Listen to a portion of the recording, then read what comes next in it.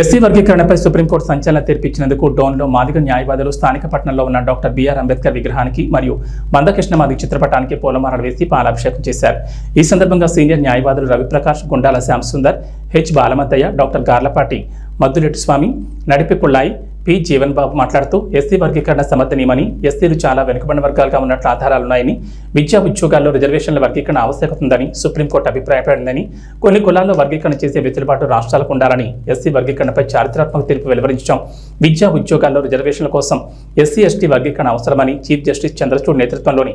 7 సభ్యుల ధర్మాసనం తీర్పు వెలువరించడం చాలా సంతోషమని, ఈ 30 ఏళ్ల ఎంఆర్పీఎస్ ఉద్యమ ప్రస్థానంలో ఎంతో మంది మన జాతి బిడ్డలు ప్రాణాలు కోల్పోయారని, అక్రమ కేసులు, ఆర్థిక ఇబ్బందులు, పోలీసుల నిర్బంధాలు, కుటుంబాలను వదిలి దూరంగా బ్రతికిన ఎన్నో రోజులున్నాయని, ఆకలితో కడుపు మాడిన రోజులు కూడా ఉన్నాయని ఈ సందర్భంగా గుర్తు చేసుకున్నారు.